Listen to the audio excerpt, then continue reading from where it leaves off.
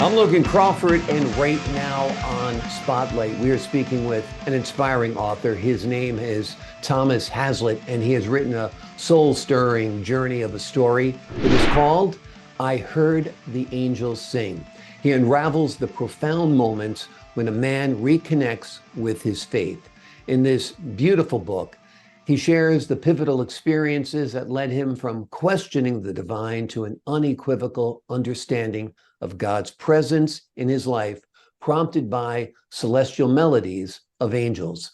We're delighted to have this very talented author join us here today on Spotlight. We thank the team at Atticus Publishing for helping us put him in the spotlight today. And we ask viewers like you to support writers like him by subscribing to our channel and by purchasing this wonderful book. The links are below this interview. Tom, thanks so much for joining us here today on Spotlight.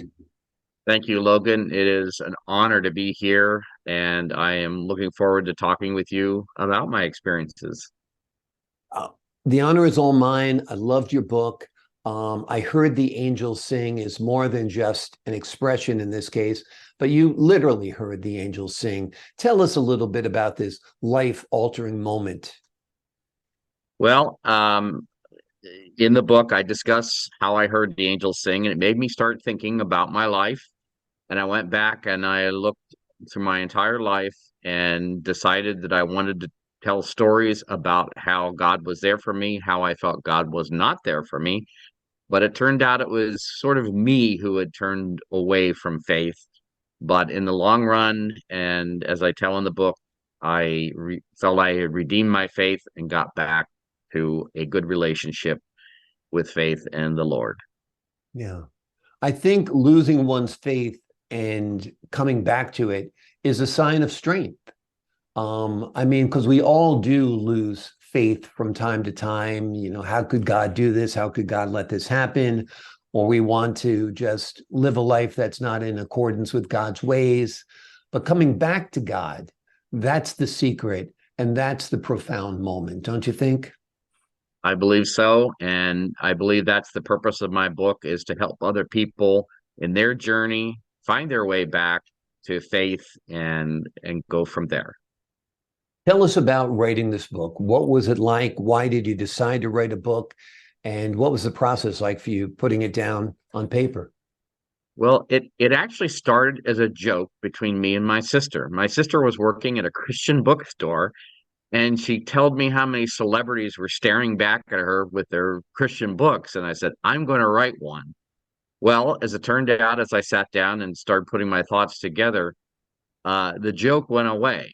I realized that I had things to say, and the spiritual journey that moved me throughout the book, I felt there was moving experiences I re-experienced, and then many things I talk about, which at the end of the book, you as a reader, you may say, "Oh, whatever happened to this, this, and this?" There were answers to me of those questions I had, and my journey will continue. I'm hoping the book sells and does well enough that I can continue and tell my journey is in a second chapter, so to speak. Yeah, Again, absolutely. writing it was therapy for me. It really meant a lot for me to come back to it. It took a long time for me to do it. I wrote every weekend for a whole year, but it took me 10 years to really edit it and get it to where I felt it was good for people. Throughout the book, you asked, why God, why? How did you find the answers to these questions, and what role did that play in writing the book? Um, I asked that a lot through my whole life. Why were these experiences happening to me? Why did I feel they were negative things? Why would God do this? But I felt as I wrote about it, it was more about there's a journey to see in yourself. And I felt as I was writing, the more I began to realize those experiences were there for me to uh, improve on myself in life. Mm. And that's what I attempt to do, is see those things and let people know the things are there for you. You just have to recognize that God is in your life, and he should be. The only age-old question is, why does God let bad things happen to good people? How have you come to terms with that question?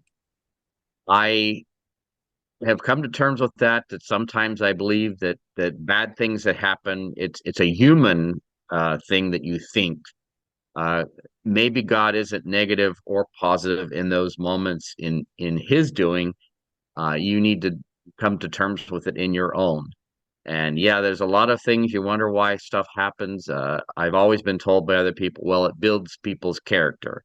Hmm. I've known people that have had great lives, but their child had problems, and why would that happen? But I feel like God put that child in those people's lives to better them as well. Yeah, yeah. And also, if we're not puppets on a string, if we are free human beings who have the right to decide and choose to live in accordance with God's example or stray from that, he's created this world. We can make of it what we want. We can make it as good as we want. We can make it as bad as we want. It's all up to us. And that's part of being human, is that we do have, free will, right? Right. And after writing the book, I have changed my life quite a bit. I try to be really good with people, um, see everybody's perspective from different angles, not to judge people on what they feel. And again, my whole purpose of getting the book out there was to make people feel like there is hope in life. Yeah. What best advice would you have to those who are still searching to find their spiritual path and might be on the brink of giving up? What would you say to them? I was there. I felt I was there. If you are suffering, maybe seek some assistance from friends and relatives, and talk to somebody. Definitely talk to someone like myself. Reach out to someone who has faith in God and find what they did and how they came about these things. Was it tough to be vulnerable in this book, to share, problems that you had in life, shortcomings, that kind of thing? What was it like putting that out there? That was probably the scariest part of the book. Is I'm out there now, people can read about my life. I tried not to get into too graphic details, which is one of my friends who had read the initial book and helped me edit it. She suggested don't go into the nitty-gritty details, do a generalization. And yeah, it's tough to have yourself out there. A few people have read the book so far, and they've gotten back to me and said, "Oh wow, I never knew you went through that. Yeah. Oh wow, you did put yourself out there." Yeah. But that's part of writing a book. It's part of opening up. And I guess a lot of this also was a little soul searching for yourself. You're writing this book about finding God again. I'd imagine you learned a lot during the writing process. Absolutely. And I felt like as I wrote chapters, and I'll give an example, there were some relationships I had go bad, and I always wondered, hey, what happened to these people? Well, the questions I have in the book, I found out what happened to these people, and some of them I got back in contact with, and it's been a pleasant experience. Yeah. And I again, I don't think my journey's over, and I'm looking forward to continuing. But one of the things I want to say today, Logan, is that if my book helps just one person find hope and faith in life, then I think it's successful. I've been successful. No, I agree with that. I agree with that 100%. If you spread the word, you put it out there, how God has transformed your life, how you were able to find faith again, I think that truly might inspire others. Now, you said you're thinking about writing sequels to this book. What would you focus on in those sequels? I would focus on how God has continued in my life, how the things that happened to me when writing the first book, my a lot of my questions were answered, Hmm. and to let people know, hey, this did happen to me, and I did find solace in the things that I wrote about. And I would probably discuss a little more deeper, darker things. Like I don't Hmm. discuss a lot about death in the book, but Hmm. even my experiences when my parents passed away, Hmm. there's actually some very pleasant things that came along about that, and I want to share that experience with people as well. Wonderful. Well, we look forward to more of your wonderful work. The book we're talking about today is called I Heard the Angels Sing. It is a wonderful spiritual journey that this author has been on, Thomas Haslett, and he has shown you how God has affected his life, some of the problems he had, times in his life when he had lost his faith, but then he also shows you how he regained his faith by literally hearing the angels sing.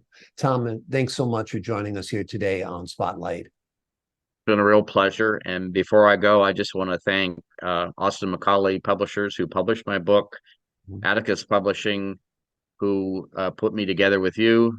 Thank you, Logan, for your work in helping me. You can find my book. I do have a website, tomhaslett.com. That's lowercase TOMHASLED. I can't spell my name right. Lowercase TOMHASLETT.com. Gives you a link to where you can find the book. There is a hardback, paperback, Kindle, and soon to be an audiobook out. So I'm very excited. And thank you for being the first group of people to approach me and get the word out there for me. Wonderful, wonderful. And Tom Haslett's website will be beneath this interview as well. So all you got to do is click it and learn more about him, his journey, and of course, purchase this wonderful book. Holidays are right around the corner. I think this would be a terrific gift. Tom, thanks so much for being our guest. Thank you, Logan. I appreciate it. I appreciate your time, sir. And to the folks at home, I'm Logan Crawford, thanking you for your time this time. Until next time on Spotlight.